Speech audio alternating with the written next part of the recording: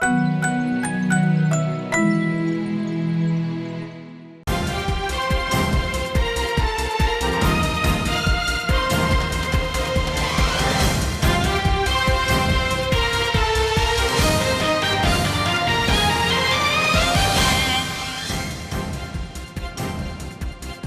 baru terungkap dari kecelakaan yang menelan 20 korban nyawa di Puncak, Jawa Barat. Bus ternyata terakhir melakukan uji kelaikan kir 8 tahun lalu.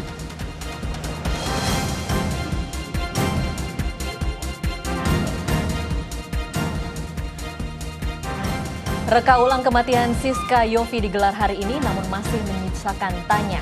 Kejanggalan kematian Siska tidak terungkap. Benarkah kasus ini hanya kasus penjambretan yang bablas berujung maut?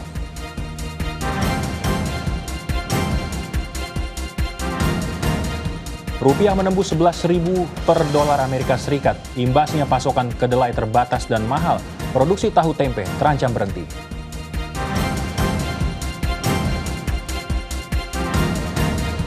Selamat sore saudara, 20 nyawa melayang dalam kecelakaan bus Giri Indah di Puncak, Jawa Barat. Dan fakta baru terungkap, kondisi bus tidak dalam keadaan prima. Yang lebih mengejutkan, bus ini terakhir menjalani uji kir 8 tahun lalu. Kami juga akan menghadirkan suasana terkini dari lokasi kejadian kecelakaan. Bersama saya Teguh Parvinanda. Dan saya Tasya Lutmila, kita jelang Kompas Petang.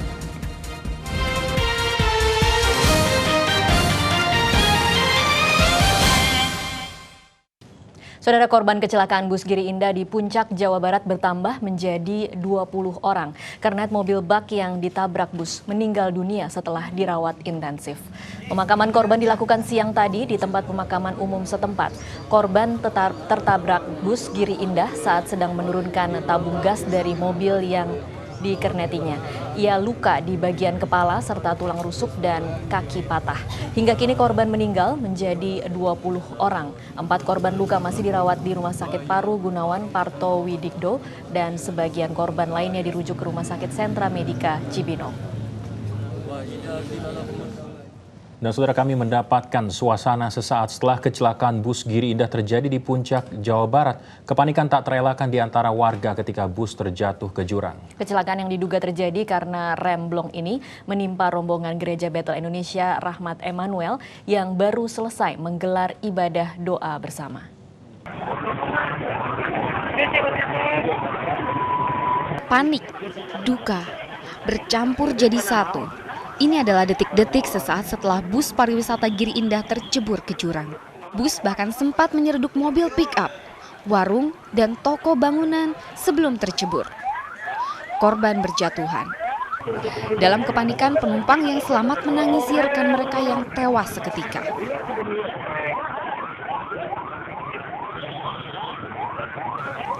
Melihat kondisi bus yang rusak parah, tentu terbayang bagaimana kondisi para penumpang di dalamnya. 18 orang seketika tewas di lokasi kejadian. Tak hanya penumpang, 2 orang warga yang kebetulan berada di lokasi juga bernasib naas, tewas di tempat. Menalang ini Palembang. Kalau ibu dari mana? Saya dari Jakarta. Pokoknya Palembang kalau premi Tampi. Perempuan ini menanggung penyesalan yang mendalam.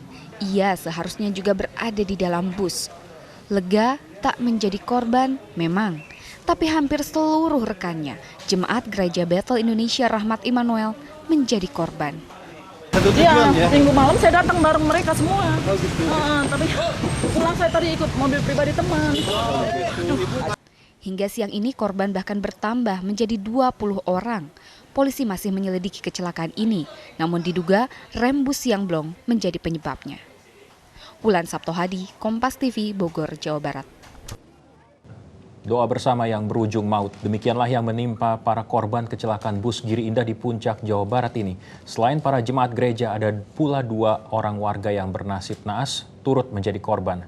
Dari 20 korban tewas, 18 diantaranya adalah para jemaat Gereja Bethel Indonesia Rahmat Emmanuel yang baru saja usai menggelar ibadah doa bersama. Nyawa mereka tak dapat diselamatkan, tewas ketika di tempat kejadian.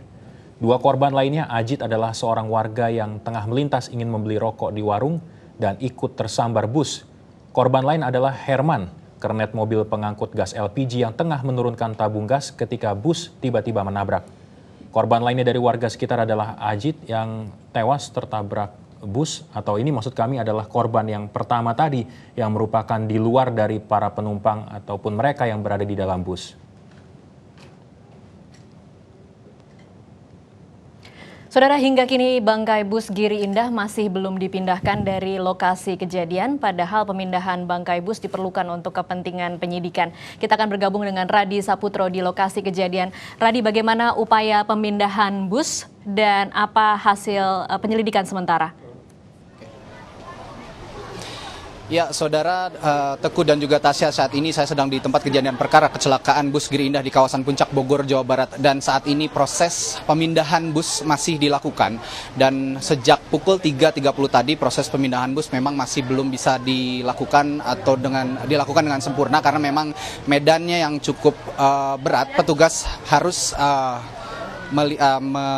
ataupun menaiki atau mengambil bus dari jurang yang ada sedalam 8 meter, Saudara. Dan saat ini tampak di belakang saya memang selain kesulitan medan, memang ada beberapa warga yang menonton proses evakuasi atau pemindahan bus ini.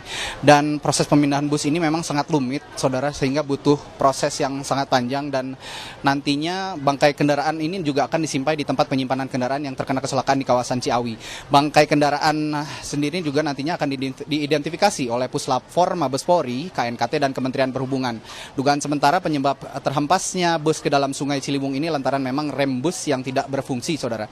Dan korban meninggal saat ini menjadi 20 orang dan korban luka sekitar 32 orang, dan namun korban meninggal semua tidak ada lagi sekarang dirawat di Rumah Sakit Paru Bogor, dan saat ini hanya ada 4 korban luka-luka yang masih dirawat di Rumah Sakit Paru. Dan Saudara, pihak KNKT sendiri memang mengupayakan untuk mengambil bus ini dari tempat kejadian perkara untuk melakukan investigasi lanjutan sehingga mengetahui penyebab terjadinya kecelakaan bus Giri Indah. Dan untuk mengetahui upaya yang dilakukan oleh pihak KNKT, saat ini saya sedang bersama Bapak Kusnendi. Beliau adalah petugas KNKT yang sedang bertugas, yakni Kepala Subkomite KNKT, Bapak Kusnendi Raharjo. Selamat sore, Pak Kusnendi. Selamat sore. Pak, kira-kira bagaimana nanti upaya KNKT untuk memindahkan bus, dan kira-kira upaya penyelidikan apa yang akan dilakukan KNKT setelah ini, Pak? Ya, selamat sore para pemirsa televisi di rumah. Saya beserta teman-teman tim KNKT Pusat memang sudah berada di tempat ini dari kemarin siang sampai dengan detik ini. Jadi kita non-stop mengikuti perkembangan selanjutnya. Dan kita telah melakukan investigasi, yaitu tentang penelitian yang terkait dengan infrastruktur jalan, yang menyangkut masalah perambuan, kemudian juga marka jalan, kondisi geometri jalan dan sebagainya. Dan siang tadi juga kami telah melakukan wawancara dengan korban yang masih dirawat di rumah sakit. Baik, kira-kira Bapak, ini kapan bus bisa dipindahkan untuk segera diinvestigasi oleh KNKT? Target Bapak hari ini apakah bisa selesai, Pak? Ini sebetulnya untuk evakuasi bus ini sebetulnya memang sudah ada pembagian tugas ya. Dan sebagaimana diatur dalam Undang-Undang 22, ini penanganan pasca kecelakaan ini memang oleh rekan-rekan dari kepolisian. Jadi tugas kita KNKT di sini adalah untuk melakukan penelitian kenapa terjadi, mengapa, dan penyebabnya apa. Sehingga di masa depan diharapkan tidak akan terjadi lagi. Baik, terima kasih Pak Kusnendi. Ya, Saudara, tadi pernyataan dari KNKT memang saat ini KNKT masih menunggu apakah bus bisa segera dipindahkan atau tidak. Namun memang kendala yang cukup rumit memang di medan yang saat ini sedang terjadi kecelakaan menyebabkan KNKT harus menunggu lebih lama lagi, Saudara. Namun saat ini pihak kepolisian memang sudah menetapkan sopir bus Giri Indah Muhammad Yamin sebagai tersangka, dan sopir bus Giri Indah Muhammad Yamin ini juga belum bisa dimintai keterangan karena memang masih membutuhkan perawatan medis, Saudara. Dan Undang-Undang Lalu Lintas nomor 10 tahun 2011 pasal 310 ayat 3 dan 4 ini menjerat Muhammad Yamin sebagai tersangka dengan ancaman kurungan penjara selama lebih dari 5 tahun. Dan ini ada pernyataan dari Rusli Hediaman, Kabak Analisa dan Evaluasi Humas Mabes Polri mengenai keterangan tersangka Muhammad Yamin. Berikut pernyataan dari pihak kepolisian Mabes Polri. Menetapkan sebagai tersangka. Mengingat kondisi tersangka belum sepenuhnya pulih, rencananya sampai saat ini belum bisa dilakukan pemeriksaan.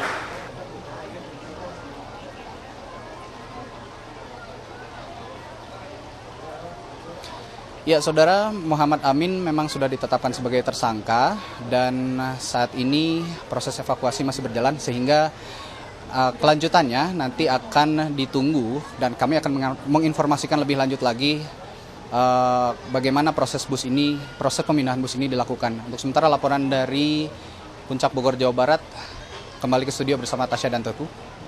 Ya, baik, terima kasih Radi Saputro. Tadi kalau kita lihat laporan langsung Radi, kita melihat ada view yang baru lagi di lokasi kejadian ya. Dari sudut yang berbeda. Betul. Dan memang busnya memang sudah lebih terangkat dari posisi semula. Iya, dan saudara, remblong. Demikian dugaan sementara akan kecelakaan bus Giri Indah. Dugaan ini kami dapatkan dari penuturan seorang korban selamat. Menurutnya sebelum kecelakaan penumpang sempat sadar bahwa rem bus tidak berfungsi. Kita simak pernyataannya. Iya, Bu Aspita. Terus tiba-tiba Bu Aspita. udah nggak bisa direm lagi. Itu ada nomor HP. Langsung dia udah mulai blong remnya. Bu Aspita. Terus saya lari ke belakang. Saya teriak berdoa. Udah selesai itu langsung masuk ke jurang itu. Udah saya nggak sadar lagi. Oh, posisi duduk di mana, Pak? Depan 1, 2, 3. Fakta lain dari kecelakaan yang menewaskan 20 orang ini, ternyata bus terakhir diuji kelaikannya 8 tahun lalu. Berikut adalah yang berhasil kami gali dari perusahaan bus Giri Indah. Pada 13 November 1986, PO Giri Indah didirikan di Wonogiri oleh Agustinus Hertanto Wiryo Siharto. Saat itu PO Giri Indah berkantor pusat di Jalan Durian, Wonogiri, Jawa Tengah.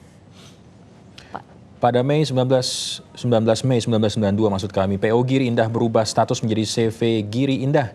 Pada 9 September 1996, CV Giri Indah berganti kepemilikan dan berkantor pusat di Jakarta.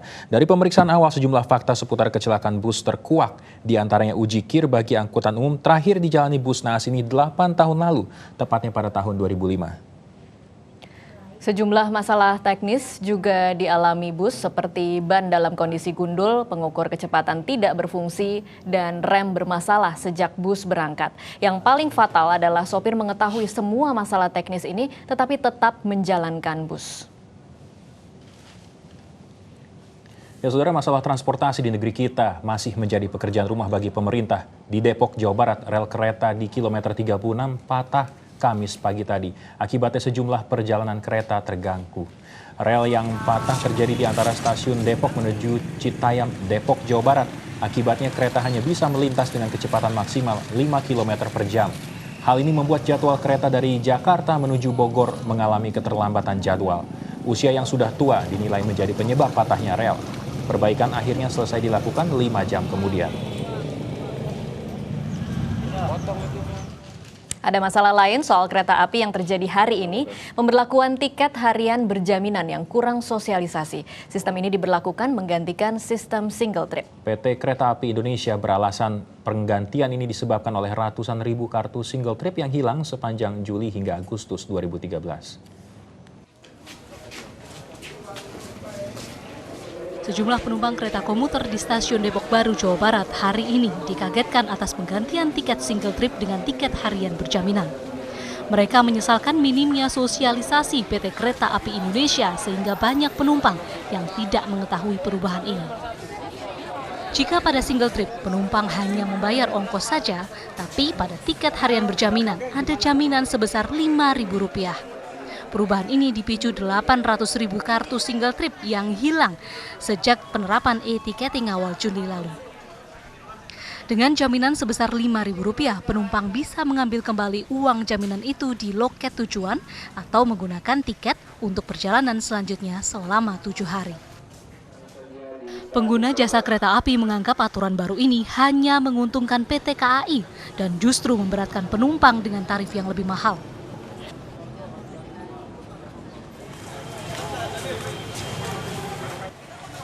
Protes yang sama juga terjadi di Bogor, Jawa Barat.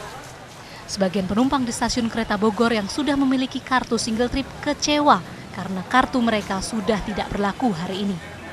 Para penumpang juga keberatan harus membayar Rp5.000 sebagai deposit dan mendesak PT KAI kembali memberlakukan sistem kartu single trip.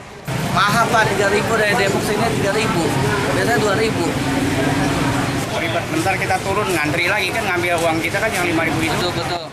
Sementara itu, PT KAI mengakui kurangnya sosialisasi perubahan kartu single trip ke tiket harian berjaminan.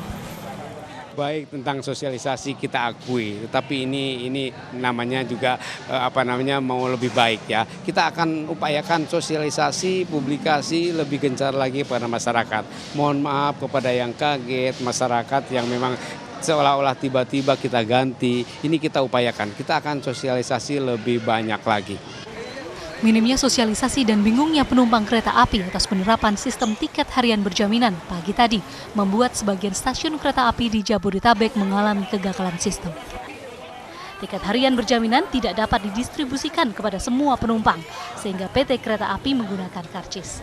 Tim Liputan Kompas TV. Hal lain yang juga dilakukan oleh PT Kereta Api Indonesia hari ini adalah menertibkan kios dan lapak di Stasiun Cikini, Jakarta Pusat. Meski sempat diwarnai aksi saling dorong dan adu mulut, PT KAI akhirnya membongkar sejumlah kios yang berada di bawah stasiun.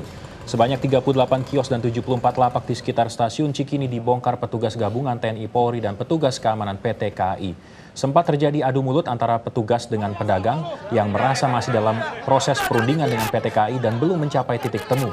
Sementara pihak PT KAI membantah ada perundingan dengan pedagang. Menurut PT KAI, berakhirnya masa sewa telah diumumkan 1 tahun lalu. Menurut rencana, area yang ditertibkan akan direvitalisasi dan digunakan sebagai perkantoran. Penertiban ini sempat membuat jalan di sekitar Stasiun Cikini macet. Saudara, reka ulang kematian Francisca Yofi yang digelar pagi tadi justru semakin menambah kejanggalan yang menjadi pertanyaan publik. Informasinya kami hadirkan sesaat lagi.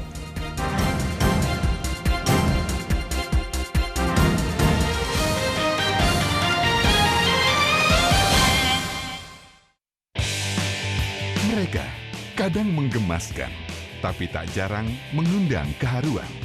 Bondi Fans, Senin sampai Jumat pukul 13.30. Kompas TV, Inspirasi Indonesia. Fitbar with high quality ingredients for delicious snacking with no worry.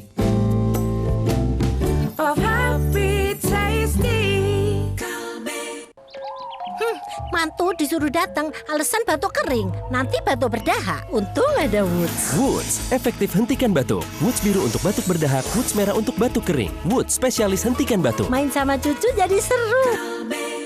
Aktivitas berkeringat, go for it. Tapi kalau ketombean dan rambut rontok, enggak deh.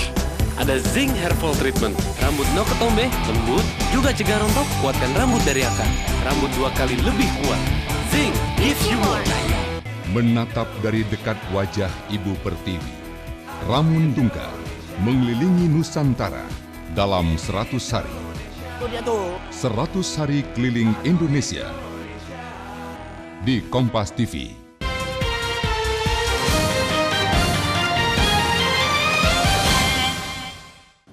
Kembali di Kompas Petang, saudara, setelah 2 kali ditunda, reka ulang kematian Francisca Yofi akhirnya digelar sejak pagi hingga siang tadi. Ada kejanggalan yang ditemui dalam reka ulang ini karena beberapa adegan justru berbeda dengan keterangan tersangka. Meskipun demikian, keluarga korban menyerahkan sepenuhnya kepada polisi.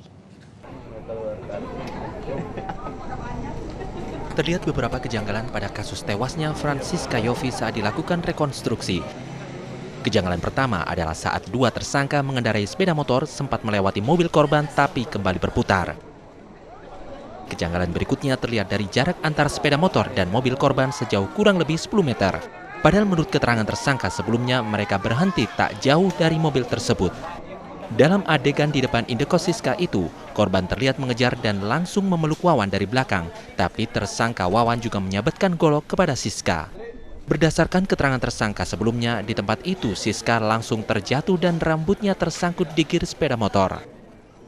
Namun dalam reka ulang itu, Siska terlihat masih merangkul pelaku di jembatan Cipedes yang berjarak sekitar 300 sampai 400 meter. Bahkan di tempat kejadian perkara atau TKP, keempat pelaku masih terlihat menyikut korban dan bukan membacok. Di atas jembatan Cipedes ada 2 saksi mata yang melihat kedua pelaku berusaha melepaskan diri dari rangkulan korban. Iya, mari kita sama-sama lah mengawal ini kasus ya. Kita lihat gimana prosesnya itu kita lihat nanti bersama-sama kan. Kalau memang ada ganjil, mari kita sama-sama tanyakan ke penyidik. Tapi dari keluarga sendiri percaya nggak sih karena hanya dijamret tapi perlakuannya seperti itu? Kita bukan bicara percaya, saya akan bicara seperti kita bicara sama penyidik kan, bukti dan fakta itulah adanya. Jika dalam penyelidikan lanjutan ditemukan tersangka lain, keluarga berharap agar tersangka lainnya dapat segera ditangkap. Ferry Yuniar, Kompas TV, Bandung, Jawa Barat. Informasi lainnya, saudara, dari Kabupaten Batubara, Sumatera Utara, hingga Kamis ini sebanyak 42 narapidana yang kabur dari Lapas Labuhan Ruku telah ditangkap di sejumlah lokasi. Polisi hingga kini masih mengejar 42 napi lainnya yang masih buron. Selain ditangkap oleh pihak kepolisian, di beberapa wilayah terdapat beberapa napi yang menyerahkan diri, baik diantar oleh keluarga maupun datang seorang diri ke Mapolres Batubara. Hingga kini polisi masih terus mengejar 42 napi lainnya yang kabur. Minggu petang lalu, kerusuhan dan pembakaran terjadi di Lapas Labuhan Ruku dan mengakibatkan 84 narapidana melarikan diri. Tim dari Puslap 4 Polda Metro Jaya dan PLN melakukan olah tempat kejadian di lokasi meledaknya kabel bawah tanah di Mangga Besar. Tim terus menyelidiki penyebab pasti dari kejadian yang berlokasi hanya 4 km dari kompleks Istana Kepresidenan ini. Tim Pusat Laboratorium Forensik Mabes Polda Metro Jaya dan Perusahaan Listrik Negara PLN mulai melakukan olah tempat kejadian perkara guna mencari penyebab pasti dari ledakan kabel listrik di daerah Mangga Besar, Jakarta Barat. Tidak hanya satu ledakan, kabel listrik itu meledak di 6 titik sepanjang Jalan Mangga Besar. Dahsyatnya ledakan dapat dilihat dari kondisi kabel listrik yang putus dan terkoyak. Kabel bawah tanah di wilayah Mangga Besar ditanam sedalam 1 meter dengan 3 kabel yang melintas untuk melayani wilayah Mangga Besar dan sekitarnya. Ledakan kabel listrik bawah tanah terjadi pada Rabu malam kemarin. Ledakan itu sempat menimbulkan kobaran api dan membakar salah satu mobil yang terparkir. 4 orang terluka dalam kejadian yang hanya berjarak kurang dari 4 km dari Istana Negara. Tim Liputan Kompas TV. Masih dari Jakarta, warga di bantaran Waduk Pluit, Jakarta Utara kembali menolak rencana pembongkaran lahan. Apa yang menjadi alasan penolakan relokasi? Berikut liputannya.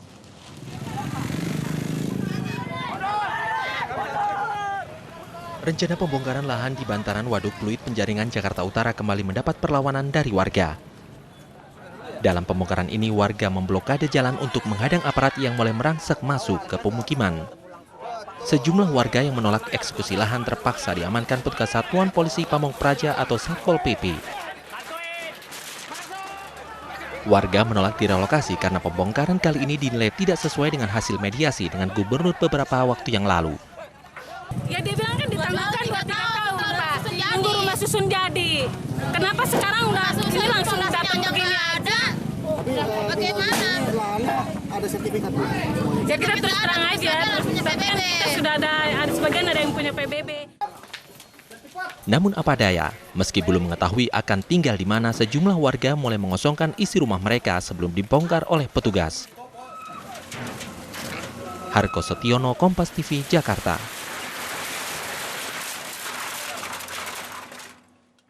Dari kasus pemberantasan korupsi, ada berita baru dari mantan Menpora Andi Malarangeng yang pagi tadi mendatangi KPK. Wartawan sempat mengira tersangka kasus Hambalang ini akan ditahan, namun ternyata Andi Malarangeng diperiksa untuk kasus berbeda.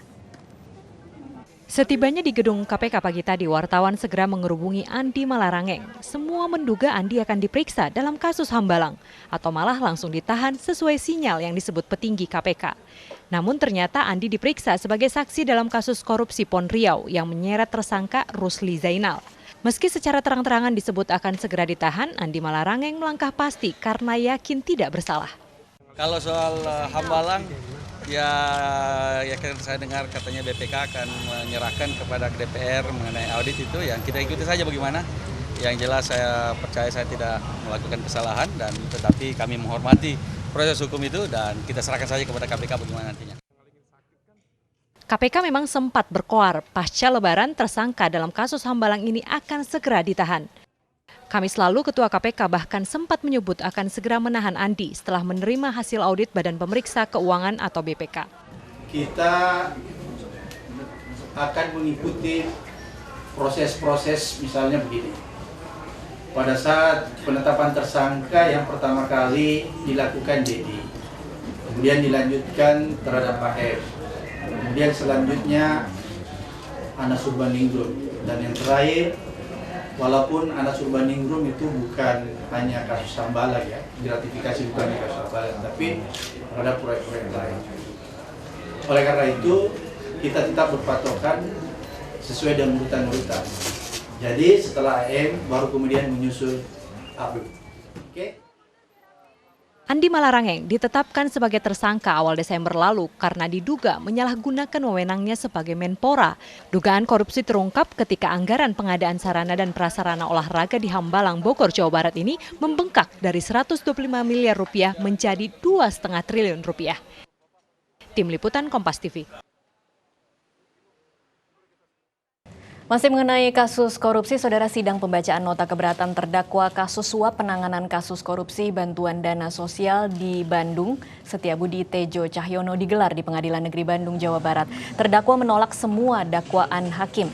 Dalam nota keberatan yang dibacakan kuasa hukumnya, Hakim Setiabudi membantah telah menerima uang suap senilai 160.000 dolar Amerika Serikat, melainkan hanya uang senilai 80.000 dolar Amerika Serikat dari terdakwa lainnya yakni Toto Hutagalung.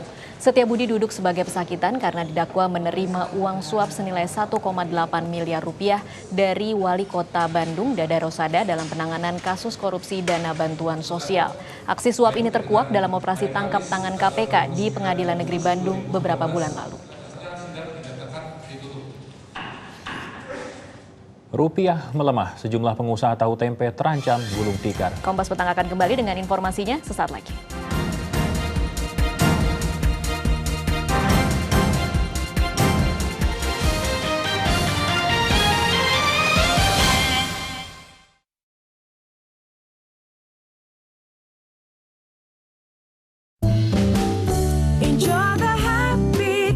Fitbar with high quality ingredients for delicious snacking with no worry.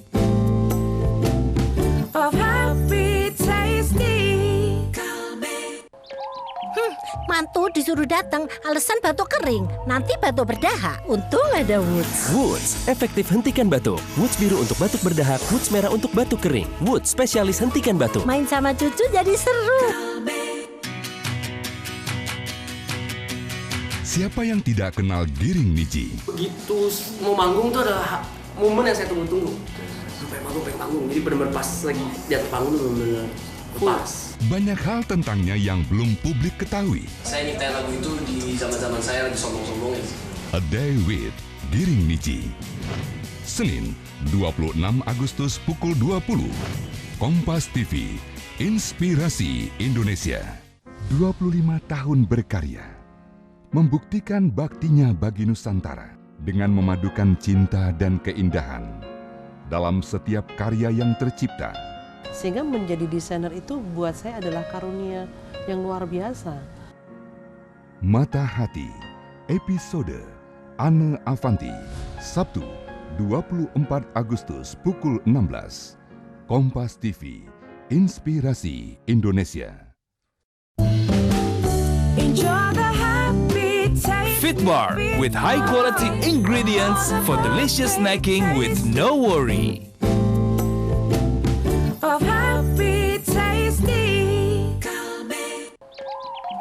Mantu disuruh datang, alasan batuk kering. Nanti batuk berdahak. Untung ada Woods. Woods, efektif hentikan batuk. Woods biru untuk batuk berdahak, Woods merah untuk batuk kering. Woods, spesialis hentikan batuk. Main sama cucu jadi seru.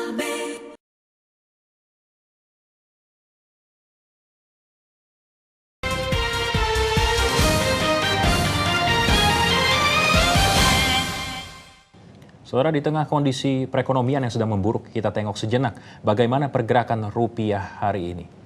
Menurut data RTI di pasar uang antar bank, rupiah sudah menembus level 11.023 rupiah. Dan ini merupakan level terendah rupiah selama ini per pukul 11 siang tadi. Dan saudara, kita lihat juga bagaimana nilai rupiah sekarang sudah berada di 10.800 per dolar Amerika Serikat. Kemudian Bank Indonesia juga saudara merilis kurs tengah rupiah pada hari ini berada di 10.795 rupiah. Pelemahan nilai tukar rupiah terjadi seiring dengan makin menguatnya dolar Amerika Serikat terhadap sejumlah mata uang di Asia Pasifik.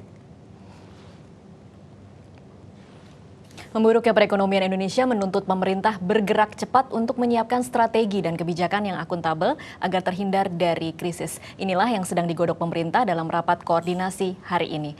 Pemerintah menggelar rapat maraton sebagai respon anjloknya rupiah dan bursa saham. Seusai rapat terbatas bersama Presiden di Istana Negara hari ini, Menteri Koordinator Perekonomian menggelar rapat koordinasi bersama Menteri Keuangan, Menteri Perindustrian, Menteri BUMN, dan Menteri Perdagangan untuk membahas paket kebijakan pemerintah menyelamatkan perekonomian Indonesia yang tengah memburuk.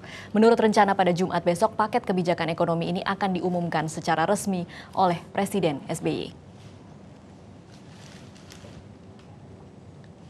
Dan saudara, untuk mengetahui perkembangan terbaru dari rapat koordinasi perekonomian, kita sudah terhubung dengan rekan kami Andre Sinaga. Selamat petang Andre, bagaimana hasil dari rapat koordinasi perekonomian ini?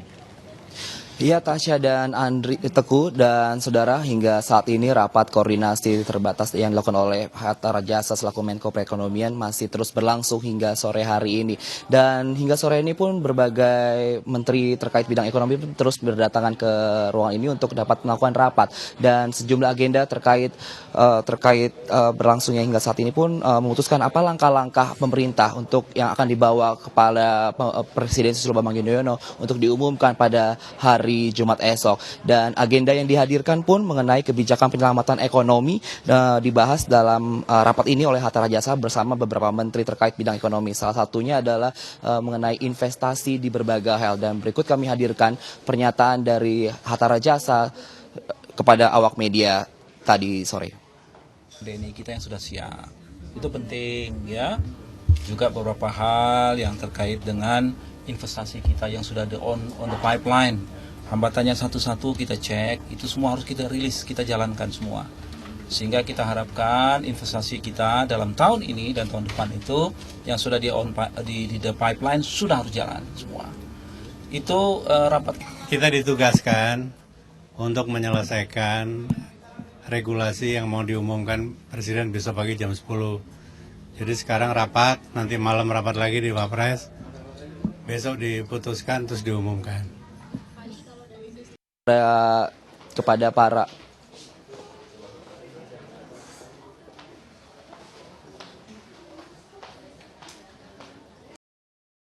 kita ditugaskan untuk menyelesaikan regulasi yang mau diumumkan Presiden besok pagi jam 10.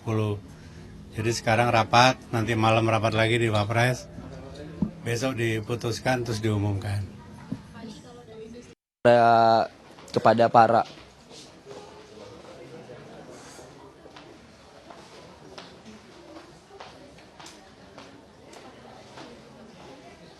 Ya, Tasya dan Teguh dan saudara, hingga sore hari ini pun rapat masih terus berlangsung dan mengundang beberapa pengusaha untuk dimintai saran pendapatnya dengan apa langkah-langkah yang harus dibawa oleh pemerintah dan diumumkan oleh SBY esok hari Jumat. Dan tentunya ini selain dibawa kepada SBY esok hari, malam ini juga akan dibawa kepada Presiden Susilo Bambang Yudhoyono, maksud saya kepada Wakil Presiden Budiono untuk digodok kembali langkah-langkah apa yang akan dibawa kepada Presiden. Demikian. Baik, terima kasih Andre Sinaga sudah melaporkan langsung dari kantor Menko Perekonomian. Saudara, keterpurukan rupiah dan saham menanti pilihan sikap dari pemerintah. Banyaknya faktor penyebab perlu diidentifikasi lebih dalam dan membutuhkan penanganan cepat. Dalam rapat terbatas kemarin, Presiden Susilo Bambang Yudhoyono telah menginstruksikan perumusan kebijakan yang akan digunakan untuk mengatasi kondisi ekonomi yang sedang merosot tajam. Paket akan segera disiapkan dalam waktu 2 hari ini. Dan nanti insya Allah pada hari Jumat pagi akan saya putuskan sebagai paket kebijakan dan tindakan pemerintah untuk mengatasi permasalahan ekonomi sekarang ini. Dan kemudian hari Jumat juga akan diumumkan oleh para menteri teknis yang membidangi, yang menangani masalah-masalah ini. Dan pada hari berikutnya lagi dijalankan. Nah, saya berharap kepada seluruh rakyat Indonesia untuk mendukung langkah-langkah pemerintah mengatasi permasalahan ekonomi sekarang ini. Saya sudah menjelaskan apa yang terjadi, mengapa itu terjadi, dan sekaligus saya sudah menjelaskan bahwa pemerintah akan mengambil langkah-langkah yang cepat, tepat, dan terukur. Rupiah melemah, masyarakat terancam tidak bisa makan tahu dan tempe karena kedelai impor tak bisa masuk. Perajin tempe dan tahu di tanah air pun resah. Misalnya saja pengusaha olahan tempe di Petukangan Utara, Jakarta Selatan. Sejak rupiah melemah, kedelai impor yang biasa dijual dengan harga Rp6.800 per kilogram kini menjadi Rp8.600. Akibatnya produksi pun terkendala. Jika harga kedelai masih tinggi, para pengusaha tahu dan tempe di Jakarta akan memberhentikan produksi hingga harga bahan baku normal. Padahal bila tak berproduksi, pengusaha bisa merugi hingga Rp2 juta per hari. Sejak nilai dolar Amerika Serikat tinggi, para perajin tempe dan tahu di Solo, Jawa Tengah telah mengurangi produksi. Hal yang sama juga terjadi di Malang, Jawa Timur. Harga kedelai yang semula Rp6.500 naik Rp2.000 menjadi Rp8.500 per kilogram. Untuk mencegah kerugian, para perajin mensiasati dengan memperkecil ukuran cetakan dibanding sebelumnya, tetapi dengan harga yang sama.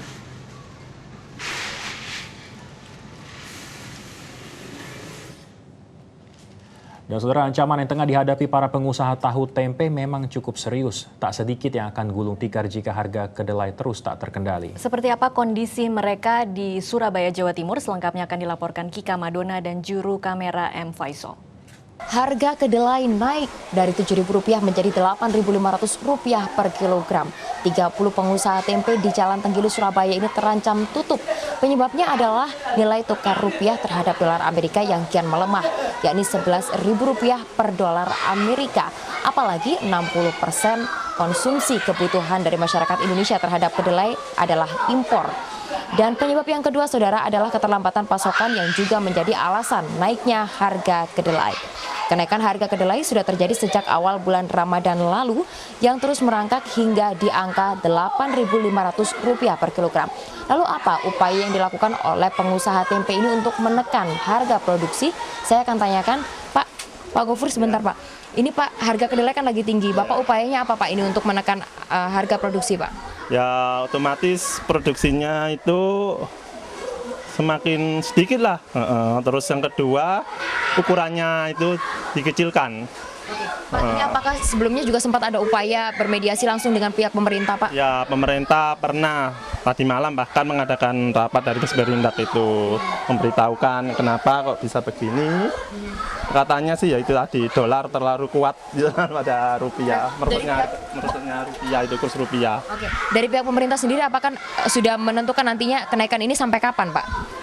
Dari pemerintah sendiri bahkan nggak bisa menjamin kapan untuk turun. Bahkan kemungkinan kalau rupiah terus melemah gini kemungkinan bisa naik lagi harganya. Terima kasih banyak Pak. Ya saudara, memang kenaikan harga kedelai sudah menjadi tradisi setiap tahunnya, apalagi setelah momen Lebaran. Dan puncak dari kenaikan harga kedelai sepanjang tahun 2013 adalah pada bulan Agustus ini yang mencapai Rp8.500 per kilogram.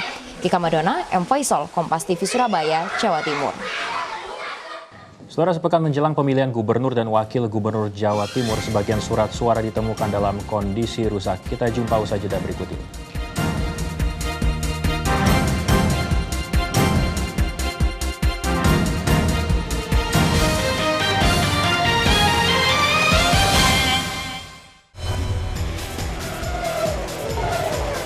Dunia olahraga selalu ada yang menarik dan unik.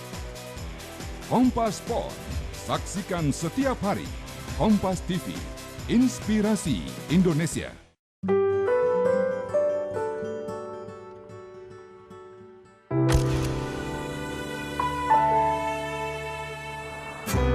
Setiap jam 3 siang, kini hadir e-paper Kompas Siang.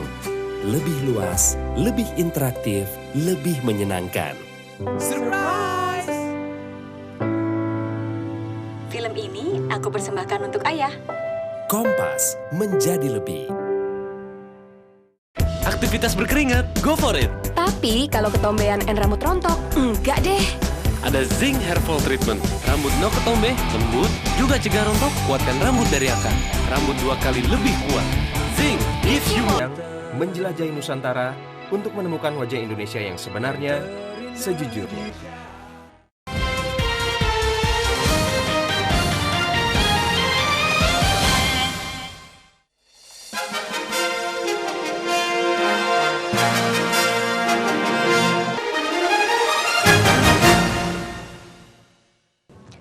Saudara, pemilihan gubernur dan wakil gubernur Jawa Timur tinggal sepekan lagi, tetapi hingga hari ini persiapan belum juga rampung.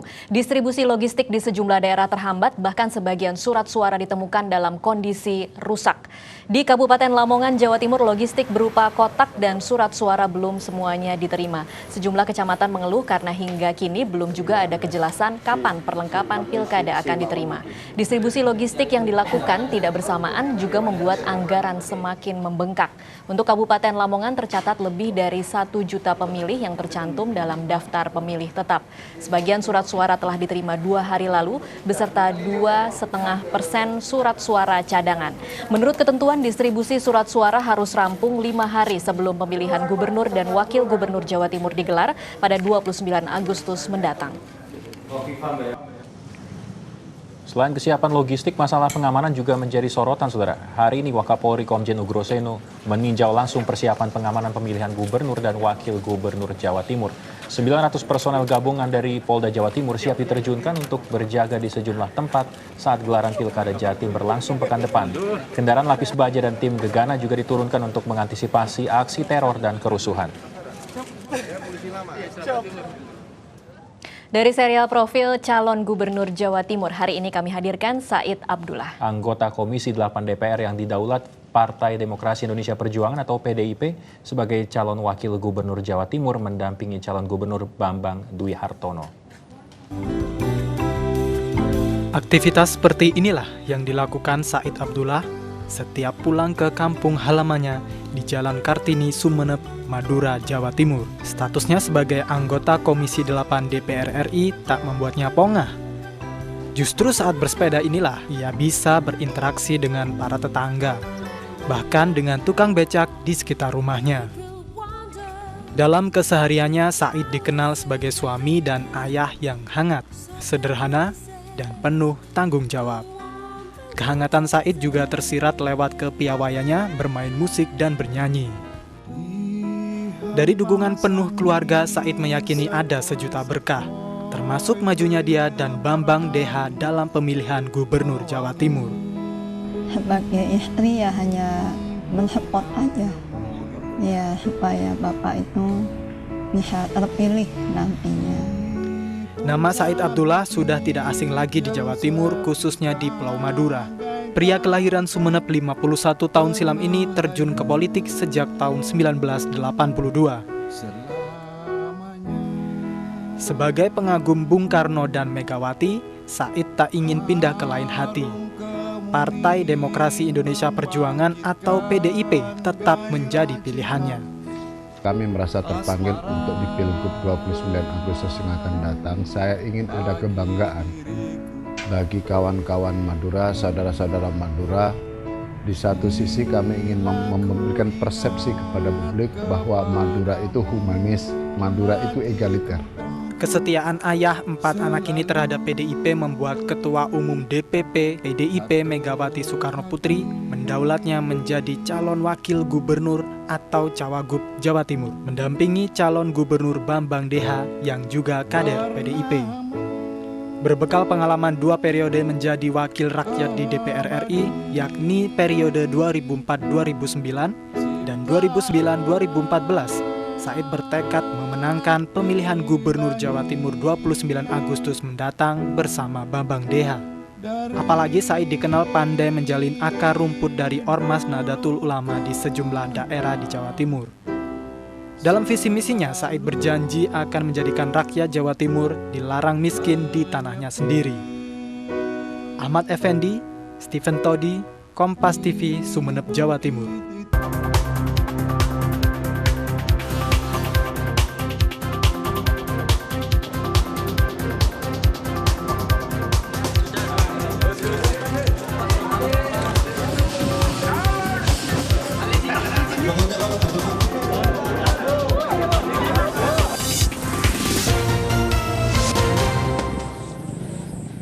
Saudara, bagaimana rasanya melakukan atraksi di atas pesawat dengan kecepatan 100 mil per jam? Nah, usai yang satu ini, 2 anak perempuan berusia 9 tahun akan menceritakannya kepada Anda.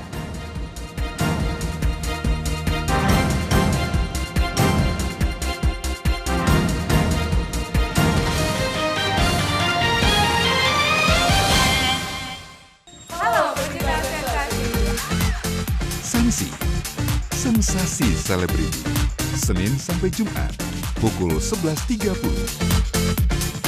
Kompas TV, Inspirasi Indonesia. Saya Budi. Saya Rini. Saya suka makan seafood. Saya suka makan gorengan. Tapi takut kolesterol tinggi. Kini hadir Nutrif Benecol untuk bantu turunkan kolesterol. Planstanol esternya membantu turunkan kolesterol. 2 kali sehari setelah makan. Nutrif Benecol, cara enak turunkan kolesterol.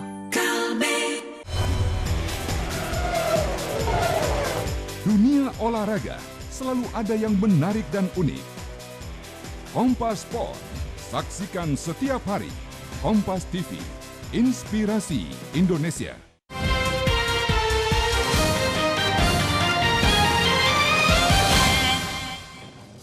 Saudara, jika biasanya lari dilakukan di permukaan datar seperti jogging, sprint, dan estafet, kini ada jenis olahraga baru yaitu vertical running. Iya, seperti apa olahraga vertical running ini? Langsung kita simak informasi berikut ini.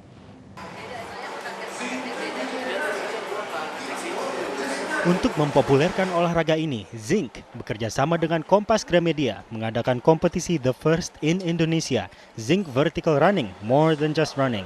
Dalam acara yang akan diselenggarakan 13 Oktober mendatang, para pencinta lari akan ditantang untuk menaklukkan salah satu gedung tertinggi di Jakarta, yaitu Menara BCA yang memiliki total ketinggian 243,65 meter dengan lantai terbanyak sejumlah 56 lantai. Kalau lari biasa itu hanya sekedar lari biasa aja, dengan Zinc Vertical Running itu pasti nggak sekadar lari yang biasa. Kita butuh effort lebih, ekstra lebih untuk bisa finish di lantai tertinggi. Para pendaftar yang ingin mengikuti perlombaan ini bisa mendaftar melalui 2 cara, yakni mendaftar secara online dan mendaftar di toko buku Gramedia. Vertical running merupakan jenis olahraga yang semakin populer di dunia pecinta lari karena jenis olahraga lari ini cukup menantang, yaitu dengan menaiki anak tangga di gedung tinggi dan berlari dengan menyusuri dari lantai dasar sampai ke puncaknya sebagai finishnya. Adi Praseno, Kompas TV, Jakarta. Saudara, 2 anak perempuan berusia 9 tahun dari London, Inggris menjadi peserta termuda formasi wing walkers atau berdiri di atas sayap pesawat. Iya, ini karena keduanya menjadi peserta akrobatik udara termuda di dunia yang melakukan atraksi di atas pesawat dengan kecepatan 100 mil per jam. Anda bisa bayangkan bagaimana kecepatan 100 mil per jam itu di atas udara. Dan 2 sepupu, Rose Powell dan Flame Brewer, dengan berani naik ke atas pesawat kakek mereka. Keduanya melakukan aksi akrobatik di atas pesawat untuk mengumpulkan dana bagi Yayasan Duchenne Children. Yayasan ini menghimpun dana bagi penyakit muscular dystrophy yang hanya diderita oleh anak laki-laki. Dan ini merupakan pengalaman pertama mereka melakukan akrobatik di udara. Dengan kecepatan 100 mil per jam, kedua gadis ini tidak sedikit pun terlihat takut saat berada di udara. Mereka bahkan tidak kapok untuk mengulanginya lagi. Saya jauh berbeda umurnya dari mereka, tapi saya yakin saya tidak punya keberanian yang sama, Tasya. I'm really glad I've done it now. Would you do it again? Definitely, but I'd probably not do it for charity again. I'd probably do something else for charity. Good for you. Ya, saudara, dari konflik Mesir, pemerintah saat ini dalam posisi siap untuk mengevakuasi warga negara Indonesia di Mesir bila kondisinya terus memburuk. Konflik di Mesir juga membuat puluhan penerima beasiswa di Mesir ke tanah air batal berangkat. Seharusnya Meva saat ini sudah di seberang lautan, mengenyam pendidikan di universitas tertua di dunia, Al-Azhar di Kairo, Mesir. Tetapi Meva dan keluarga masih berada di kampung halaman di Jember, Jawa Timur. Konflik di Mesir membuatnya batal berangkat. Padahal Meva lolos masuk Al-Azhar melalui jalur beasiswa, jalur yang tak mudah dan penuh perjuangan. Akhirnya teman-teman saya sendiri yang ingin ke luar negeri, yang awalnya ingin ke Mesir, semuanya pada membelok, pada milih ke Malaysia sama ke Pakistan, Islamabad. Ada berapa orang satu angkatan? Kalau satu angkatan ini, kalau yang mau ke Mesir sekitar 50 orang. Kecewa pasti, tetapi keselamatan jadi prioritas kini. Angan-angan untuk menimba ilmu pun harus diredam dahulu, menanti situasi di Mesir kembali kondusif. Imron Fahim, Kompas TV, Jember, Jawa Timur. Saudara, sampai di sini Kompas Petang kali ini. Saya Tasya Lutmila. Saya Teguh Parvinanda. Terima kasih, sampai jumpa.